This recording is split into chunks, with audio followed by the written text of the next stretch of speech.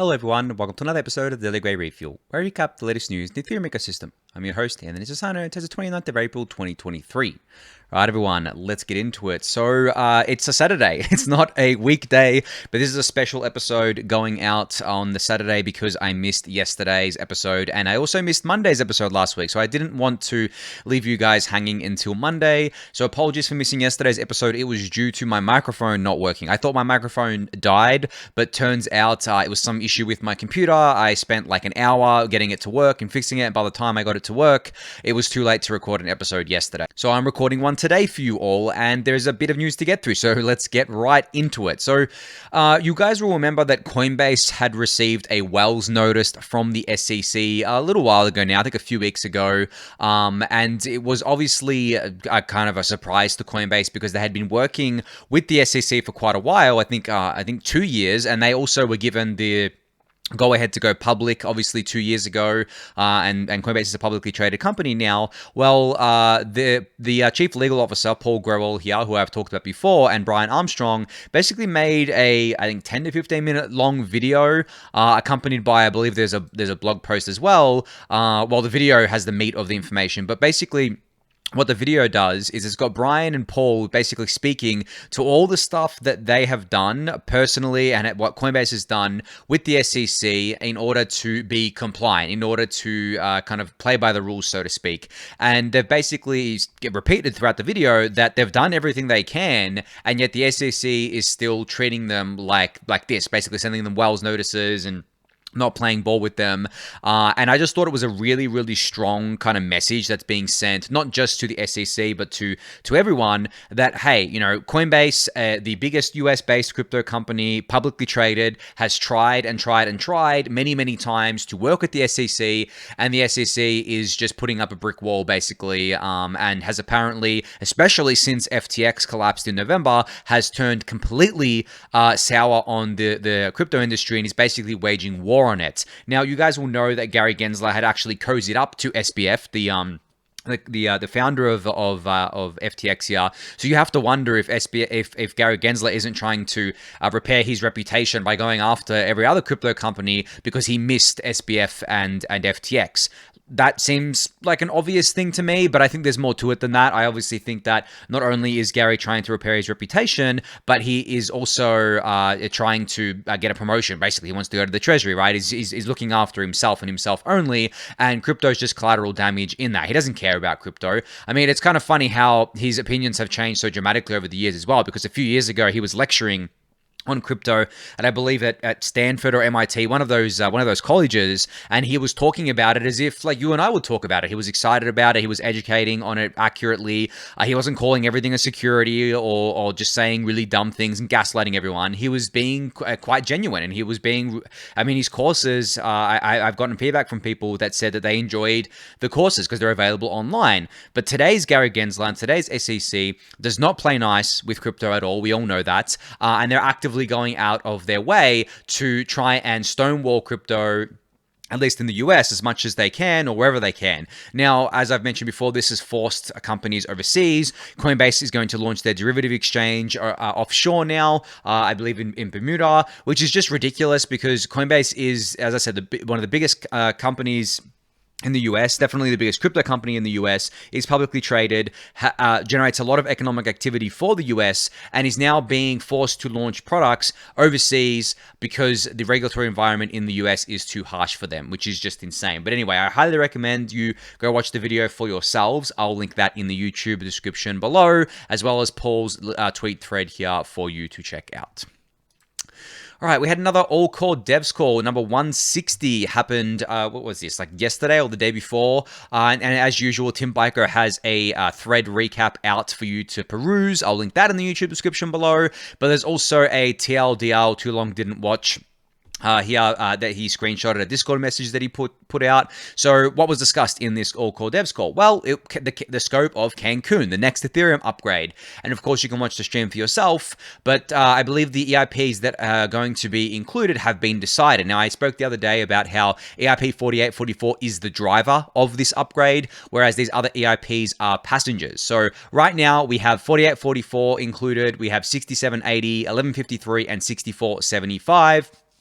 which are all going to be included in Cancun at this stage. Now, as I mentioned the other day, these things, except 4844, are passengers, so they could still be removed up until, pretty close to it going on mainnet. So just because that they are approved for inclusion doesn't mean that they will 100% be included. It just means that they've gotten to that point and they can still be removed later on. Now, there are other EIPs that are CFI'd or considered for inclusion as well. So EIP 4788 and 6493 are considered for inclusion, but the decision was also made to remove the EOF EIPs, which were the ones that were meant to actually go in the Chapala upgrade, but then got pushed to Cancun and have now been pushed for Prague, which is the upgrade that's going to be happening after Cancun, so next year now. And they'll be discussing 6493 more on the 4844 call next Monday and the next all call devs call.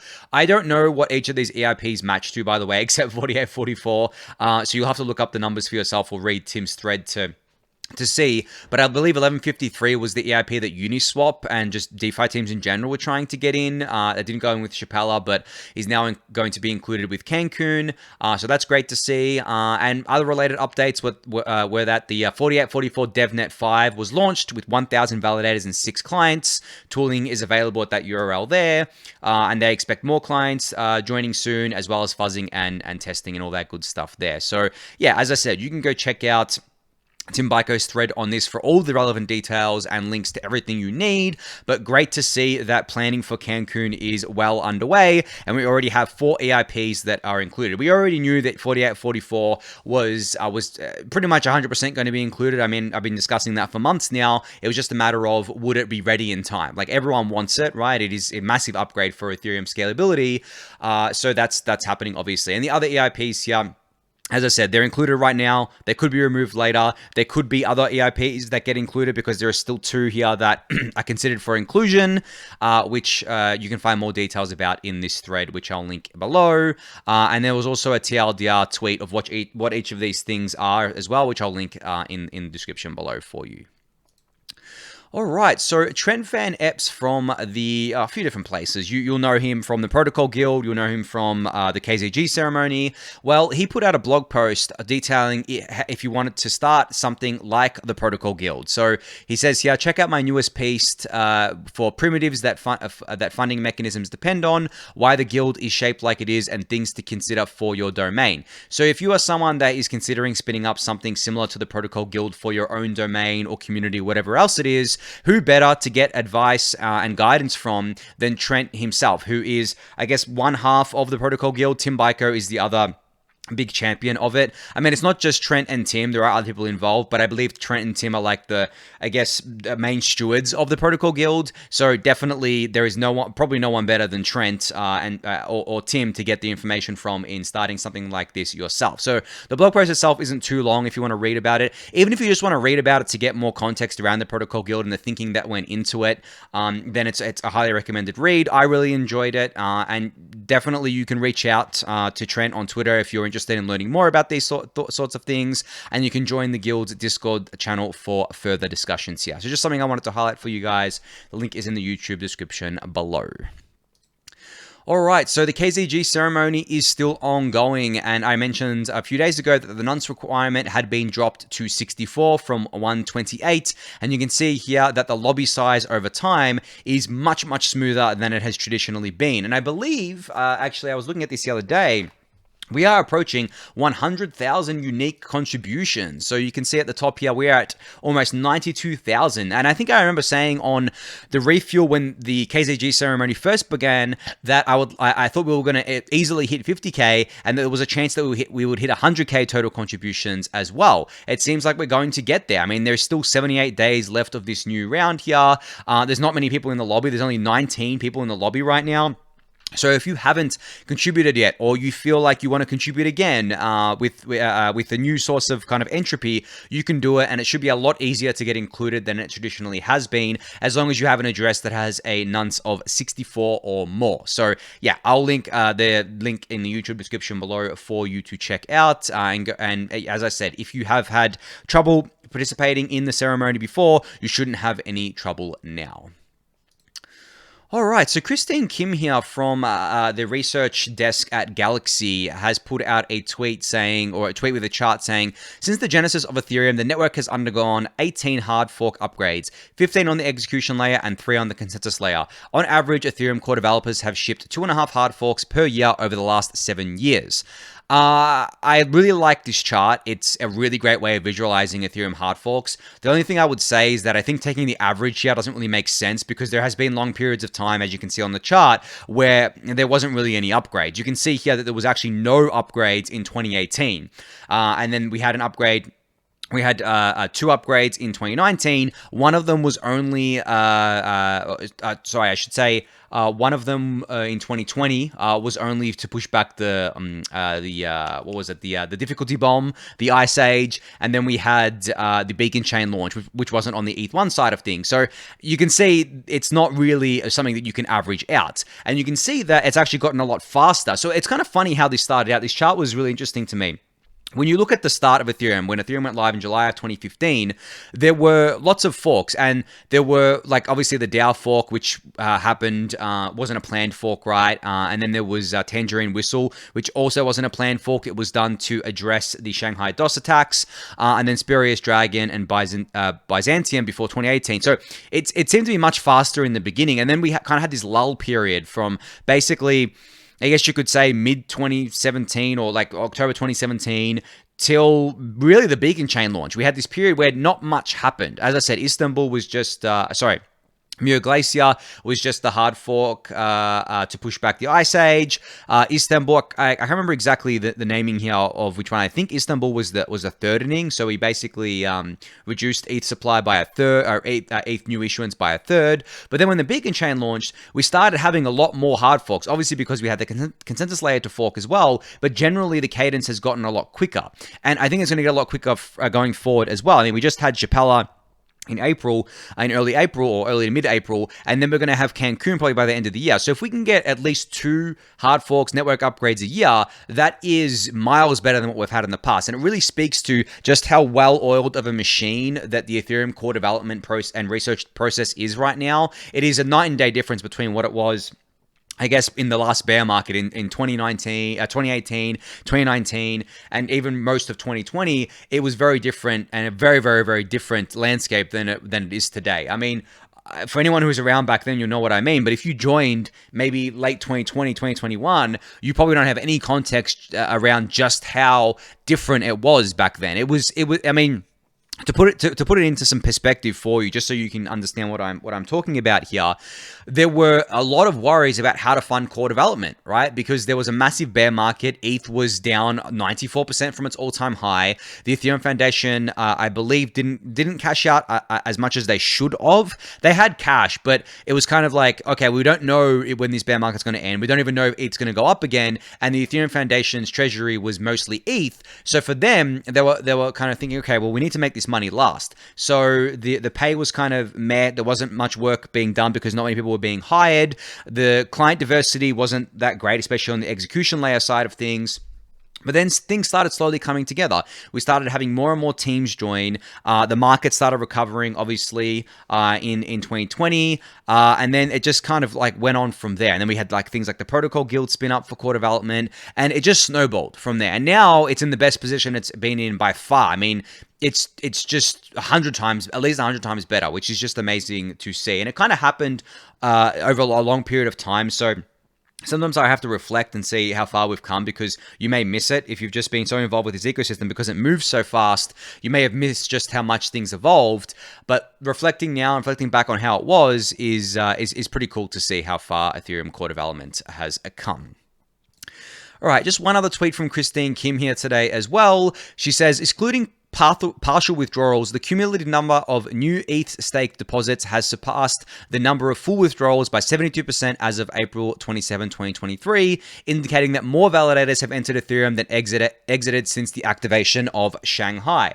What did I say, guys? What did I say? I think I even gave the time frame that I said within like a couple of weeks we would be back to up only of ETH stake going forward. And it's just I don't like tooting my own horn. I don't like inflating tooting my own ego here, but it has been absolutely amazing to see just how prescient, I guess, like my predictions have been, but also not just mine. I mean, I'm not the only one who predicted this. There are a lot of people in the Ethereum community that deserve credit for predicting stuff like this and informing my views on this stuff as well, because a lot of my views, especially that I give on the refuel, I talk to other people about. Like I have a group of friends that, you know, you guys probably know them all, but I'm not going to name them. I talk to them a lot. We bounce ideas off of each other, and I just kind of take all those inputs in and distill my own thinking around it. So it's not just me that kind of thought of these things. There's a lot of different people, but it just feels so good to have been so right about this. Not because of tooting my own horn, but because it feels awesome to see that the Ethereum ecosystem is so bullish. It just wants to keep growing. There's not many people who actually want to withdraw ETH from staking and just leave the ecosystem. There are more people wanting to enter the ecosystem and be part of this amazing experiment that is Ethereum. Now, of course, there is a downside to this. The downside is that operators that are already large, such as Lido, have continued to grow. Now, this is obviously due as well to the fact that Lido hasn't enabled withdrawals yet, so we don't really know how much ETH is going to be withdrawn from Lido until they enable withdrawals, but they have gotten a lot of inflows. But on the other side of things, Kraken has gotten a lot of outflows because they were forced to. Same with, I believe, Binance as well. And then Rocket Pool has gotten a lot of inflows, which has been awesome to see. But I would love to just see, I mean, I'm really looking forward to Lido enabling withdrawals because I want to see how much ETH comes out of that.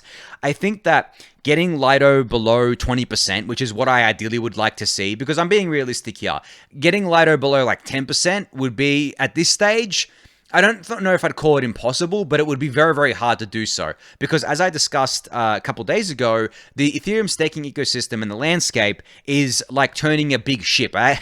Someone memed to me that I shouldn't be using the Titanic as the ship because the Titanic sank. Okay, I don't know any other big ships. I'm not into boats, so I'm just going to say big ship. Steering the Ethereum staking ecosystem as a big ship is going to take a long time, right?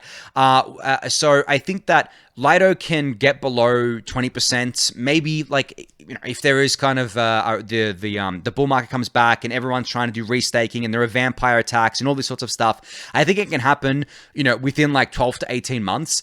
If there wasn't like a withdrawal queue, it could happen a lot faster, but because of the withdrawal and the deposit queue, it can only happen, it's basically rate limited. We know how fast it can happen and we can give kind of rough estimations about that. So that's why I'm saying that it takes a long time and you shouldn't be disheartened by things not changing from day to day or even like month to month, because it has to change over longer periods of time. We could see, for example, constant outflows from Lido, but for them to get to 20%. So let's put this in perspective.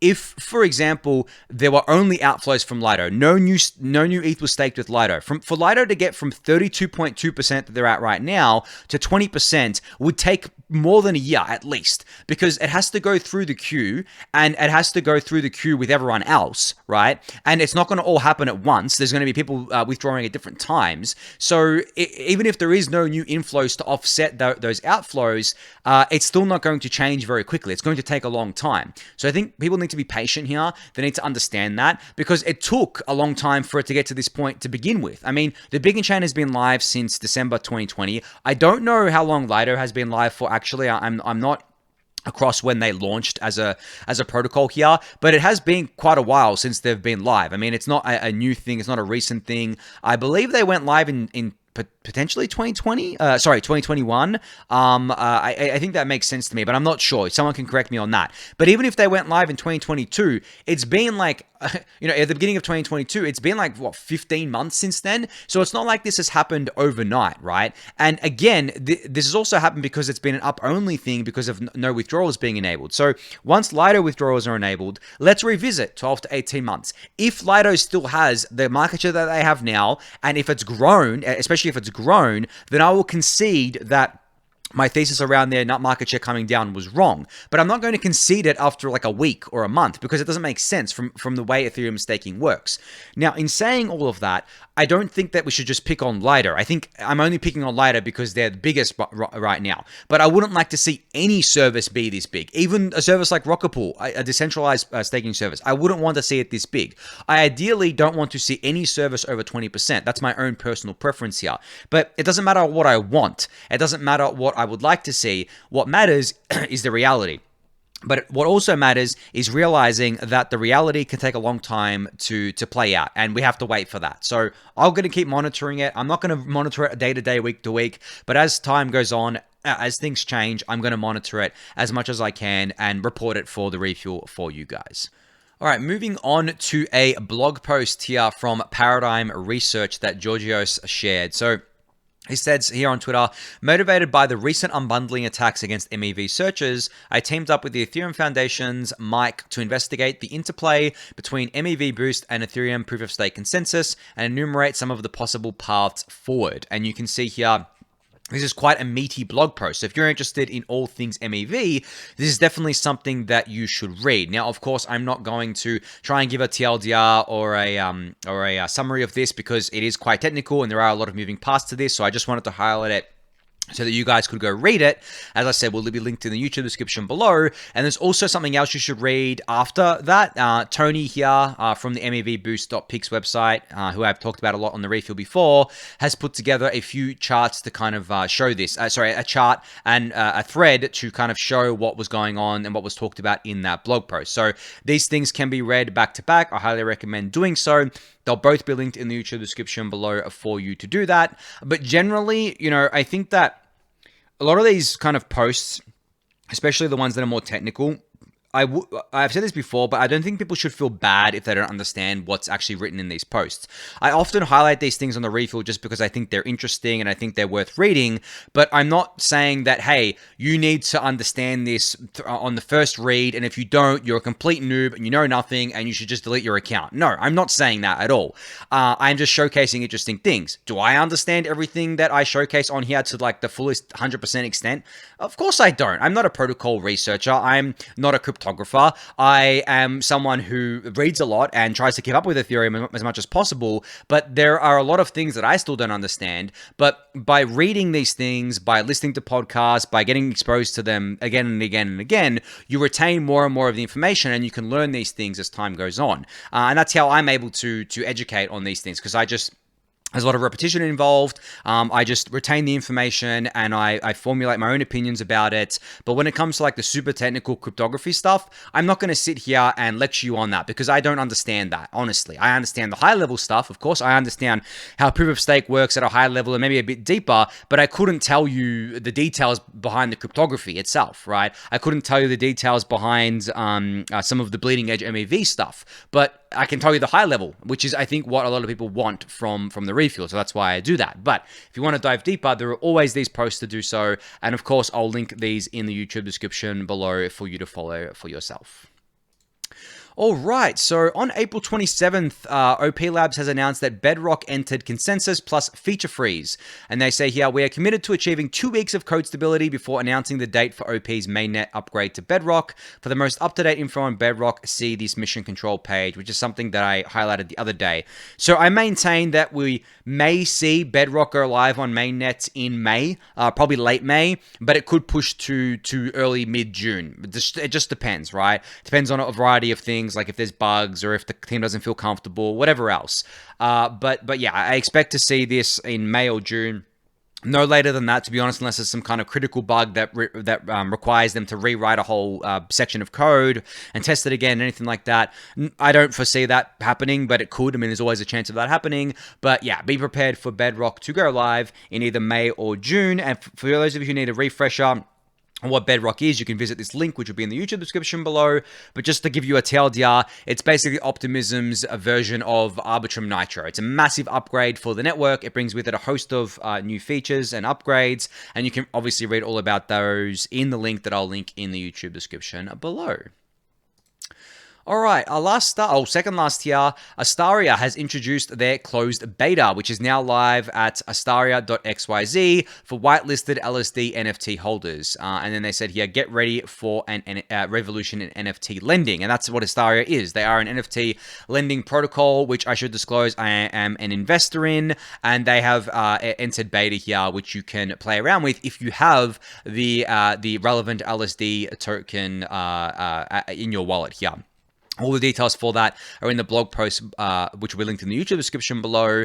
But you guys know my general view on NFTs, that I think that the NFTs themselves are really, really hard to like invest in. They're really hard to, I guess, spend time on because things can be so fleeting. There are very, very few NFT projects that have actually that have cultivated a lasting community, and even those over time have lost their community. So, for example, if you look back to even a year ago, there were massive communities around certain NFT projects, and I'm not going to name them all because honestly I couldn't name them all. But over time, because those projects either don't do anything because they made enough money, they don't care anymore, or people lose interest or whatever else, they fade away. And they fade away not just in terms of mindshare, but also in terms of price. Now, the ones that stick around, I mean, they're the ones that obviously keep their value, and they're the ones that people continue to care about. I think that I can name a couple here, like CryptoPunks and even the Bored Apes, but there is no guarantee that in the future those things are still going to be, I guess, relevant and popular and valuable.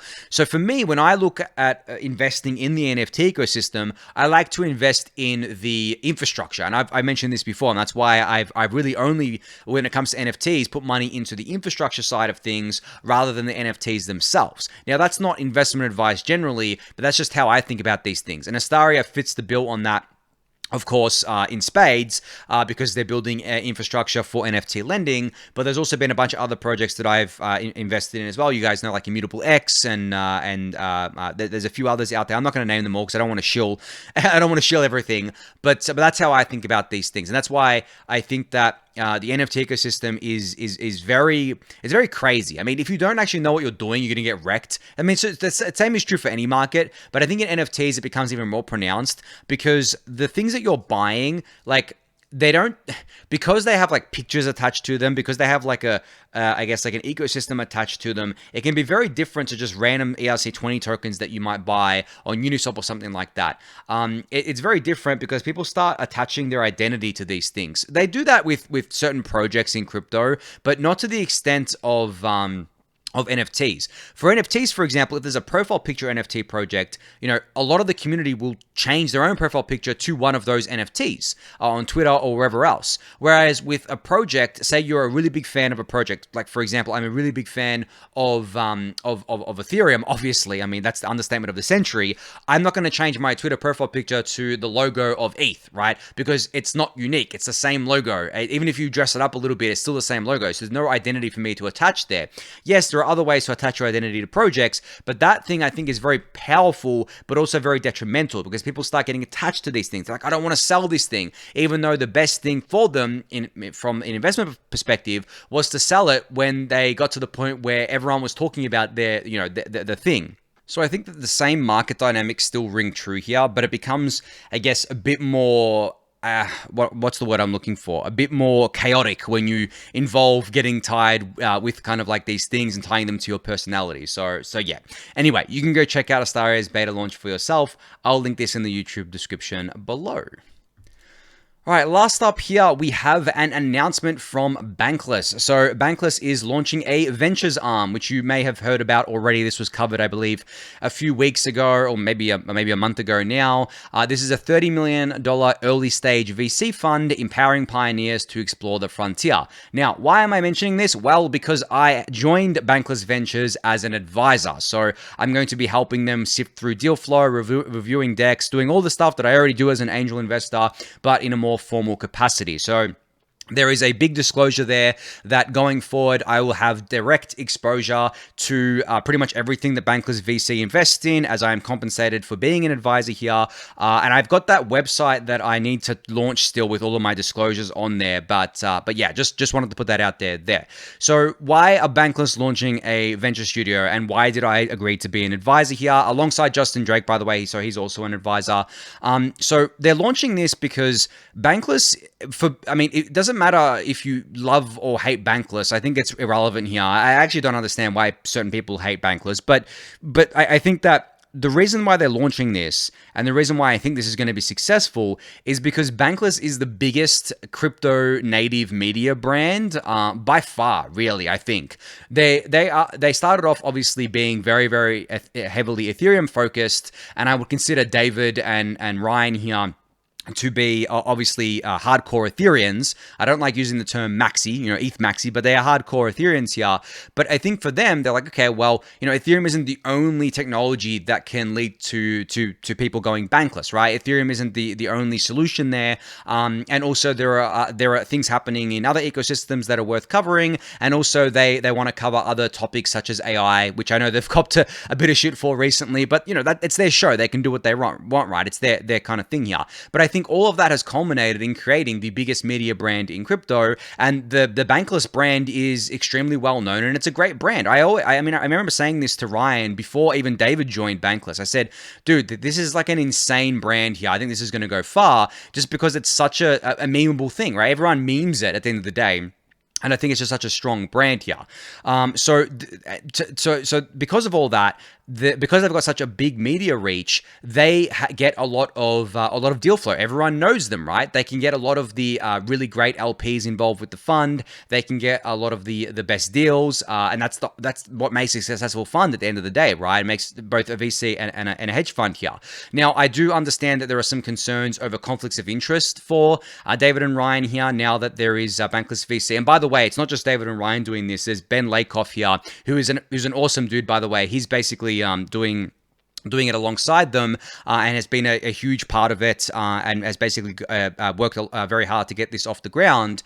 But yeah, I understand the conflict of interest argument, but at the same time, Ryan and David have been angel investing for a long time, and this is more just a formalization of it. So I think that yes, they have a media company to run. Yes, when you have a media company and you're investing in things, you may or may not be biased. There's a conscious or a subconscious bias. But as far as I know, Bankless has never done any paid for play content. And what I mean by that is that you can't pay Bankless to cover you, right? You can't go to them and say, hey, I want to be covered on this date about this topic in this light. As far as I know, they have never done that. Now, of course, they're not a charity. They do monetize the Bankless platform through ads and such, but that doesn't give you any special privilege on the content side of things. Their content policy really has been to cover the most interesting things happening in the crypto landscape and to cover them as they happen, as fast as they happen, which I think is what they've done successfully for years now. So I understand the conflict of interest argument, but when you take it all together and take all the facts together, you can kind of see that they have actually already been investing for quite a while. There are conflicts of interest all the time, everywhere, right? No matter how hard you try for there not to be, because there's conscious and subconscious bias.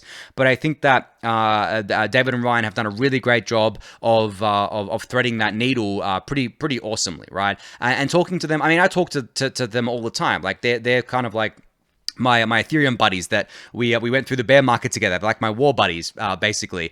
So we chat all the time, and we really align on a lot of things, and that's why I agreed to be an advisor. At the end of the day, I've been angel investing on my own for quite a while now, and will continue to do so. And I'm not part of any other venture fund or fund as an advisor.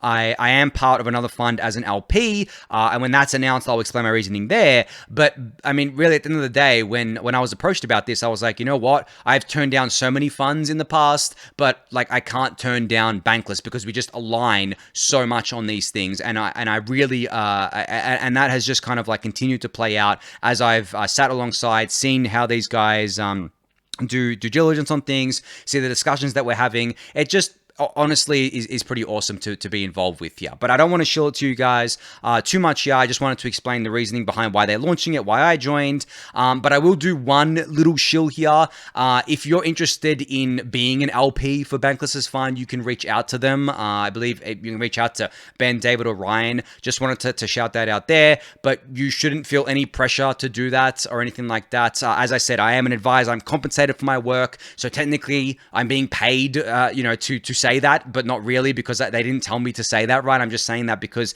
I figured it might be something that may be of interest to anyone listening. So yeah, on that note, I'm going to stop it there for today. I hope you enjoyed the special episode. So thank you everyone for listening and watching. Be sure to subscribe to the channel if you haven't yet. Give the video a thumbs up, subscribe to the newsletter, join the Discord channel, and I'll catch you all on Monday. Thanks everyone.